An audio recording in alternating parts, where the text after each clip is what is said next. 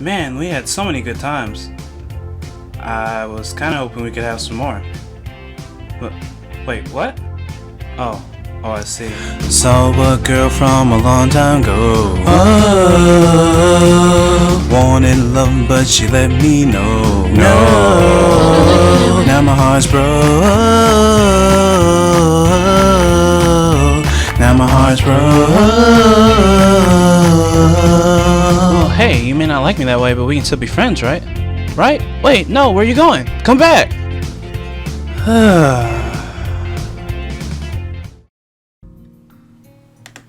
Hey guys, welcome back to Heartbreak, and it's finally time to make the decision.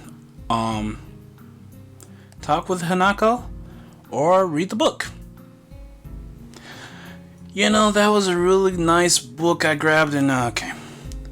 I still feel bad for making her run away yesterday, so I better say something. Hey there, Hanako. Hisao? Well, at least she remembers my name. Hey, I just wanted to apologize for yesterday. I didn't mean to startle you or anything. I'm just new here, and I thought I should get to know my classmates. As Hanako looks up at me, I notice her scarring once more. It's a little bewildering that you can barely notice it from across the room, but it's so noticeable from close up. That's okay. It was my fault. No, that wasn't anyone's fault. It just kind of happened. So are you waiting for someone? I saw you looking at the door before. Yes. Lily. Oh, you mean Lily, the blind girl. Hanako only nods in response, and I can't help but wonder if I'm defining people through their disabilities of fox paws of the worst kind or just normal here. I guess if there's more than one Lily, fine. But why would you say blind girl? You could have said the pretty blonde-haired girl. Or Japan, they have a tendency to describe people based on what they look like or what they have. But still, he could have said the beautiful blonde girl. The beautiful tall girl. I don't know. Something positive about somebody, not, oh, she's blind. But anyways. I guess that explains why Lily took off after her yesterday. She seems like a nice girl. Are you two friends? Yes. As if hoping for Lily to appear, she checks over her shoulder again. I think I'm making her nervous again. I hope I'm not disturbing you right now. No, that's not it. It's just easier if Lily doesn't come here. Oh, because it's hard to get around the classroom? Not really. Hanako's gaze drifts past my shoulder and towards Shizune. Shizune? Hanako nods again. What about her? Don't they get along? Hanako shakes her head. Clearly there's something she doesn't want to talk about. It does make a strange sort of sense. Shizune and Lily not getting along so well. Communication between the two would be all but impossible. It's hard enough talking to Shizune through Misha, even when you can see whose hands are talking. Hanako is so focused on Shizune that I am the first to notice Lily at the door. Oh, she's here now. Hanako spins around to confirm this. Upon seeing Lily, she moves quickly to the door. Lily. Hanako's cute. I don't care about the scarring. She's cute. Ah, Hanako. Good morning. Is the president here? Yes. Hanako glances over her shoulder at Shizune again, as if to confirm she can't hear them, even though that's impossible. Oh, okay. Just making sure. Sorry, I had to make sure I was recording again. I was like, huh? Okay. I suppose we best be off then.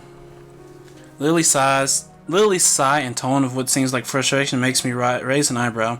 I guess there's some kind of I feel like Dory. There's some beef between the two. It's intriguing, but that's not really something I'd ask about. I'm sure if they wanted me to know, they would tell me. It's only my third day here. I should be trying to make friends, not finding out why people are enemies. Still, it's a little funny to find out that this school has little feuds just like my old high school. Even if people are more tolerant of others, they're still going to get on each other's nerves.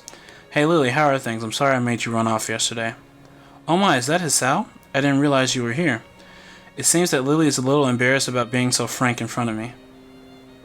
Sorry, Lily. I thought you realized.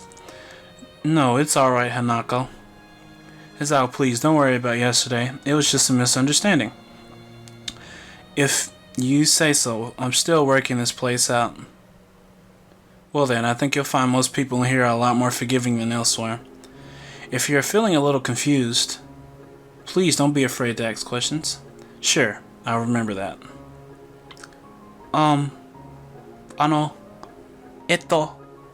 Lily-san.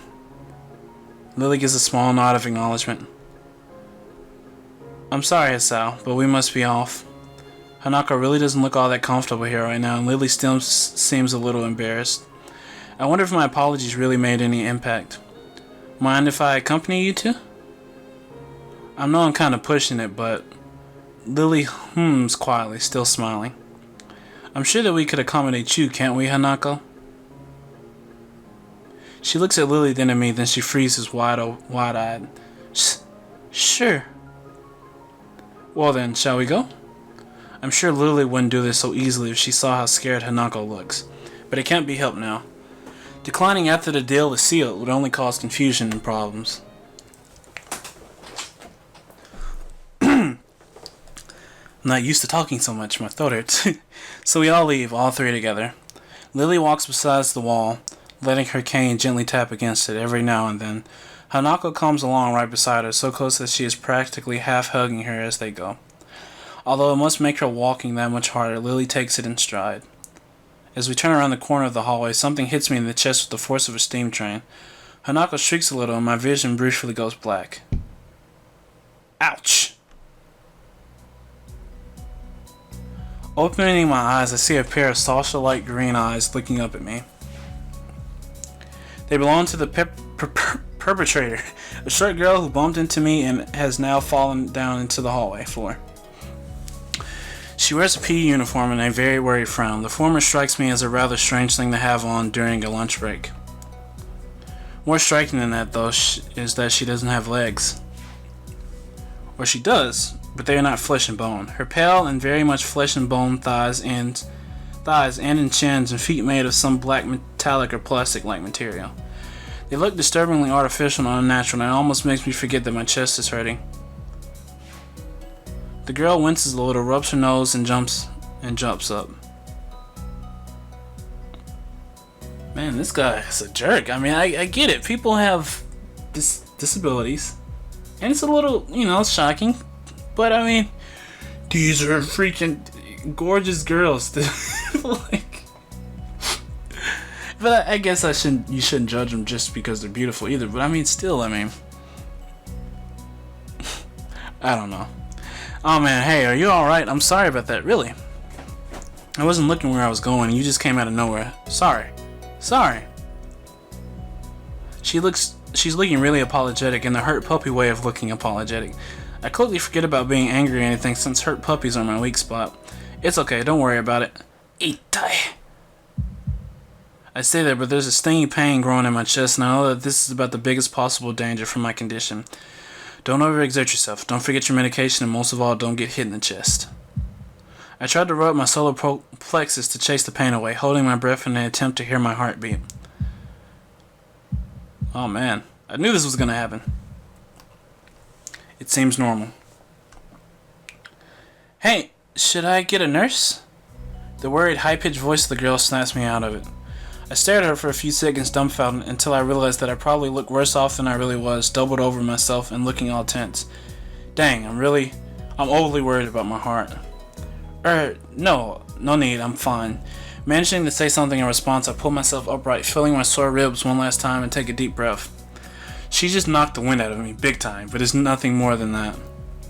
You sure you're okay? I hit you pretty hard. It's okay, I said. I was fine, and nothing's broken. No harm done. That's good. Hisao, what happened? She's not quite up to speed for obvious reasons, but she sounds very worried. More than what the situation deserves, really. Someone just bumped into me. Nothing serious, just winded. Sorry, it's my fault. I was just going to get some stuff and I was kind of in a hurry, kind of.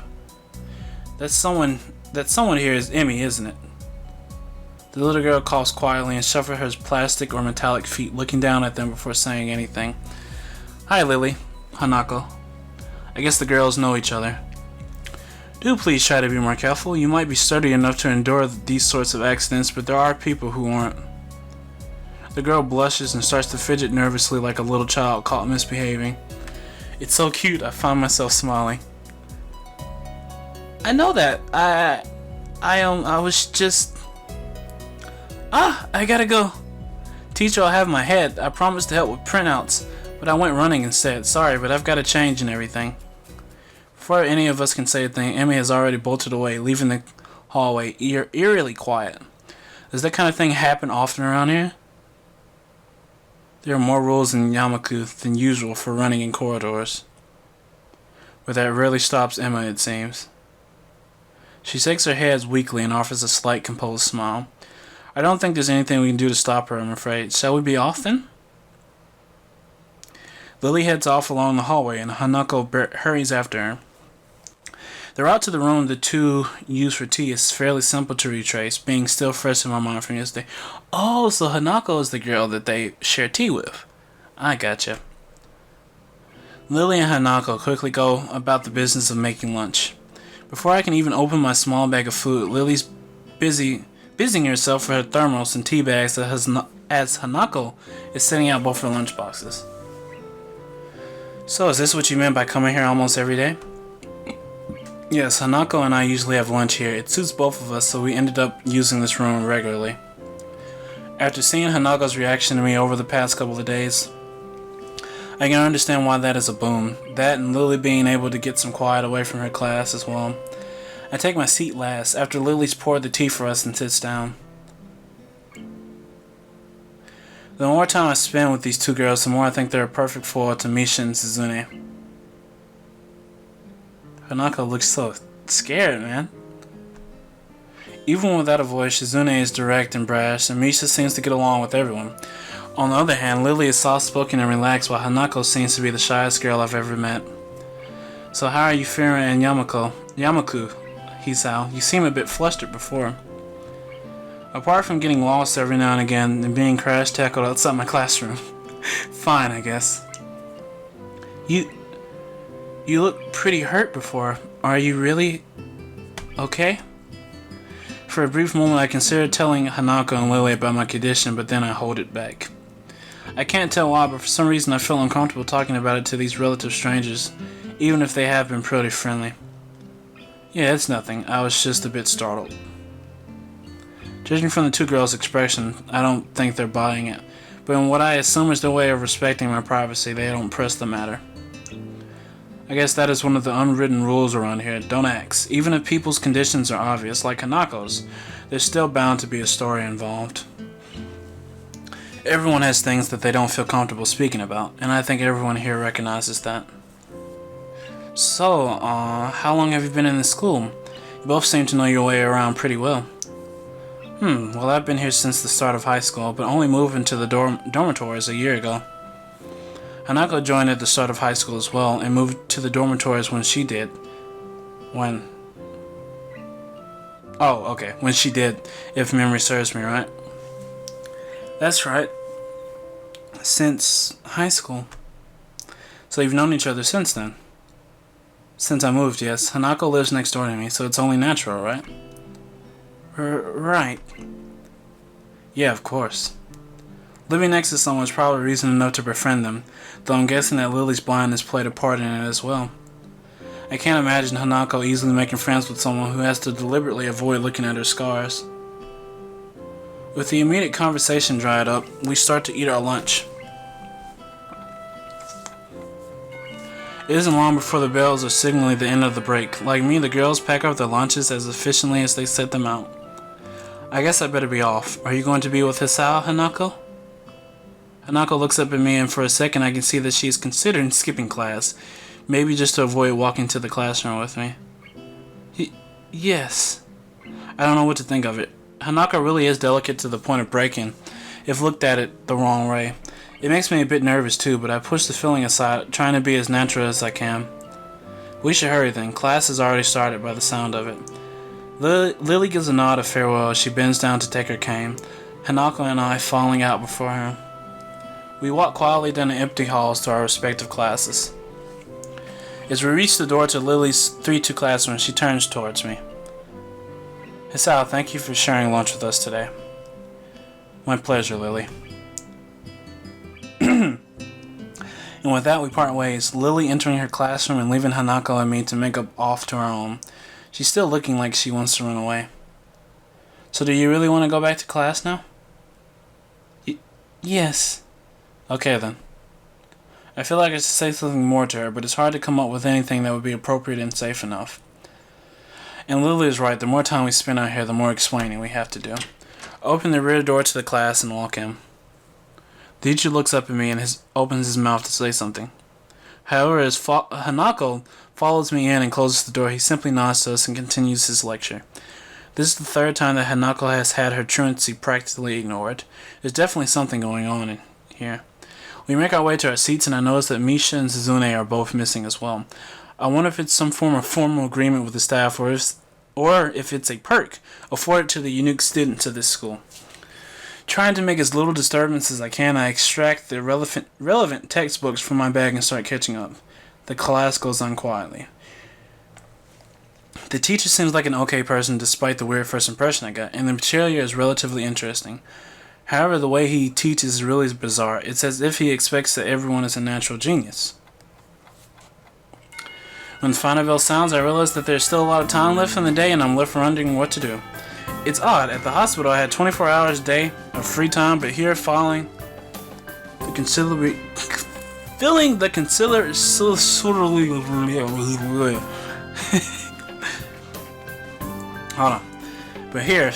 the considerably shorter hours feels difficult. Everyone else leaves and I'm left alone with the teacher. Sensei is examining the assignment sheets we were working on earlier, marking them with a red ball pen. Raising his eyes from his papers briefly, he notices me and furrows his brow. What is it, Nakai? I jump at him addressing me, but I guess it's natural to spark some conversation since there's nobody else around. Nothing. Thinking about what I'll do after school. The teacher slowly puts the cap on the pen he is holding and arranges his paper into a stack, clacking it against the desk twice.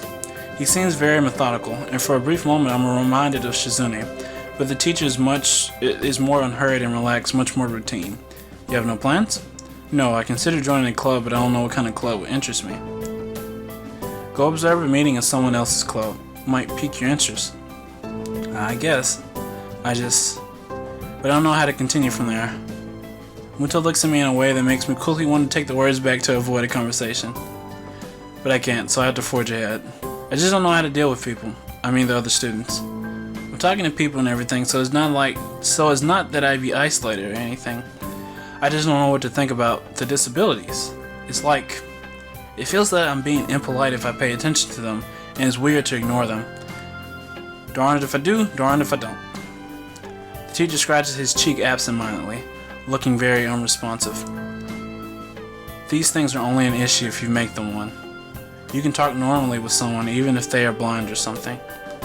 Try to look behind the superficial. There's not a single student here who isn't just a normal kid behind whatever they might seem at first glance. He says the same thing as Yuko did. I know they're right, but it's hard. How can you not consider, for example, Shizune's deafness when the only way to communicate with her is to talk to Misha? How about you learn to talk to her, or, go on, man. Or Hanako. It's not like you can ignore her face, but you can! You have to look past the ugly in people, or what you consider ugly, and just look at them for who they are. You're a jerk. I don't like you. You're a scumbag. S to the C to the U to the M to the B A G. It's out, Nakai. That's you, scumbag. Demo. I'm interrupted by the door of the classroom suddenly slamming open. Sensei!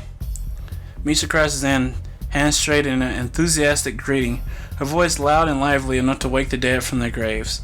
She starts toward the teacher's desk with her bouncing step, hands energetically swinging with the rhythm. Mito, visibly dismayed at the interruption, and Misha in general slumps in his chair. Mikado. Misha stops in her tracks and looks around cluelessly as she's sensing from his tone that something's wrong but has no idea what. Hi? We have talked about volume control before. Hi! But she doesn't lower her voice at all, and the teacher just rubs his eyes. So what is it? We need help. We're running out of supplies for the festival stands. This is a distress. She waves a pink slip of paper she's holding around. So, go get more supplies from the art room. What's the problem with that? Plywood. Plywood is always the problem. Last time we wanted more, there was only a little, but that time we just took it all and went with that. Now there's like none left there. So do you know where there is some? I don't understand. How would I know? Shi-chan. I mean, the president thought that a teacher would know if there's plywood. Was she wrong? Mito looks like he's in great pain, frowning from his entire essence, and Misha doesn't get it at all. Looking at the two of them communicate is terrible, like looking at a man being tortured by drilling his skull open while blasting pop music at full volume at the same time. Muto isn't having all of it. He seems like a very dry dude, whereas Misha is like bubbly and pink. I'm afraid I have no idea if there is any plywood in the school, let alone where it would be if there was any. Aww, what should I do? Perhaps try to find Mr. Namiya. I'm quite sure he would know where to find everything you need. You have to pry them from his cold, dead hands, but that's a different matter. I don't have time. We are so busy. She holds her head with both her hands, looking at as despairing as is possible for a person like her. Without even noticing, she crumples the note she's holding against her hair. I shouldn't even be fetching these things. There's so much to do and we are falling behind the schedule. Matu looks at her gravely and then suddenly smiles. Smiling doesn't really fit his face. I think it'd be better if he didn't. I wonder if you could get some temporary help. Oh man. I knew it. No, Sensei, don't do that. No, I'm lazy. He switches to staring at me focusedly with a hard expression as if trying to say, go make some friends. Yeah, I guess I could give you a hand. You can? Thanks, Ki-chan. You're really nice. She pauses, does a double take, and then points at me with her finger, yelping, ah! And looking very puzzled. Come to think of it, what's He-chan doing here? Class is over. You should be having fun. We just had a little chat. Oh no, it's not detention, is it? Are you in trouble, He-chan? No, I'm not. Is He-chan in trouble, teacher? Sensei? No, he's not. Muto sighs deeply, and I feel that I have to help Misha to get her off the teacher's back. So what do you need? Here's a list. I can try to find the plywood from somewhere if there's none in the art room. She offers me the note she's holding. I take it, hesitating a bit. I said I'd help you, but this has no implications on whether I'm joining the council or not. Aww. Still, thanks, He-chan. Try to be quick. We are in a stall building streak now. We must hurry. Hurry, hurry. Hayaka, hayaka. She bounces out of the classroom, leaving me and the teacher looking at each other with something that feels like a silent agreement. She crazy though. Well, there you have it, Nakai. You have something to do now. Please don't sound so smug. Looking at the list with a number of items ranging from plate to plywood, all written with small, neat handwriting that is undoubtedly Shizune's, I heave a sigh. I'll be going then. Waving the long list limply at the teacher, I exit to the hallway. The classrooms closest to ours are designated belonging to classes 3-1, 3-2 on the right side and 3-4 on the left side. Each door looking exactly the same. Further down the corridor, still with identical doors, are rooms that I didn't think were used for classrooms. I guess the art room is not a classroom as such. I carefully push open the furthest door and peek in. It's a classroom, but it seems rather badly kept or not in use. Am I in the right place? Desks and chairs are all around the room, a thin layer of dust settled on them. There are some easels in the corner, so at least this looks like the right place. The room is flushed in sunlight from the big windows, shadows creeping all over the desk. Specks of dust are dancing in the stagnant air, making the beams of light almost visible.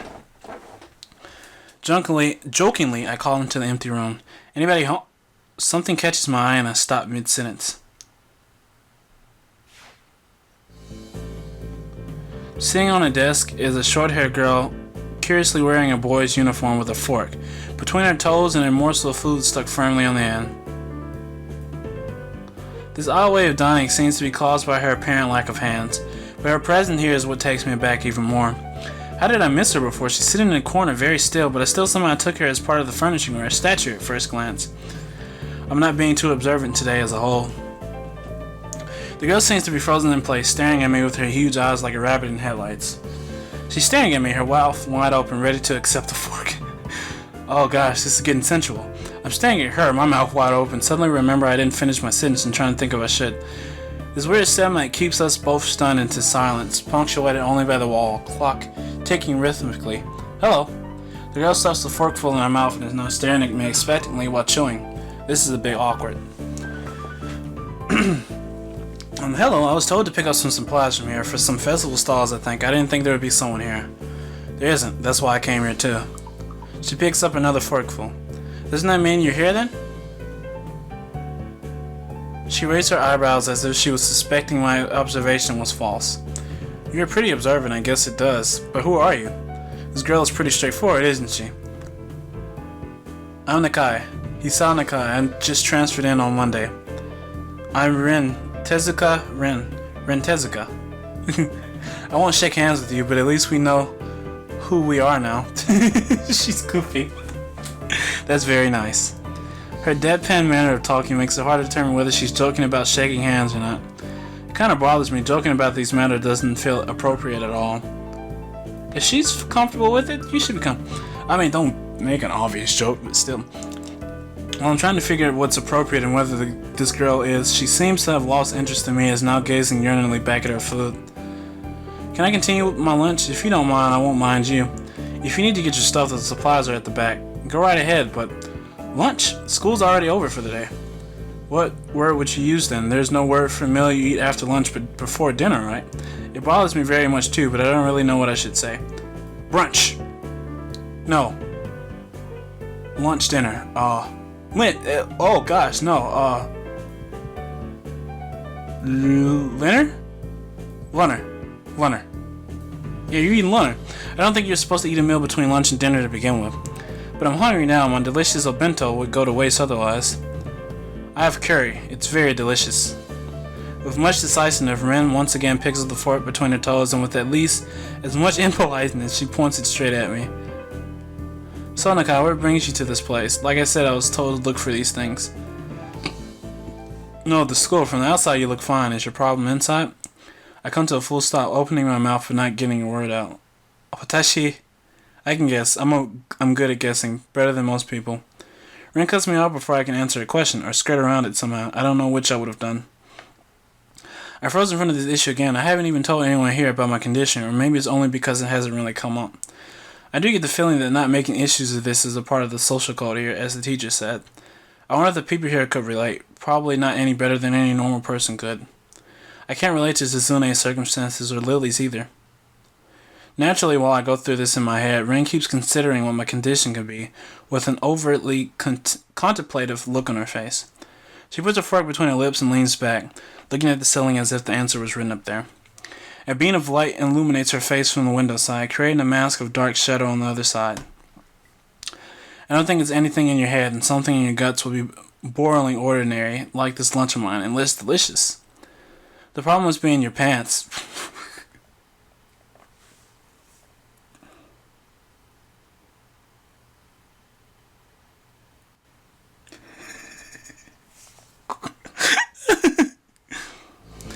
This messed up Sherlock Holmes kind of statement and the sheer-like attack it was delivered would have catched me completely off guard.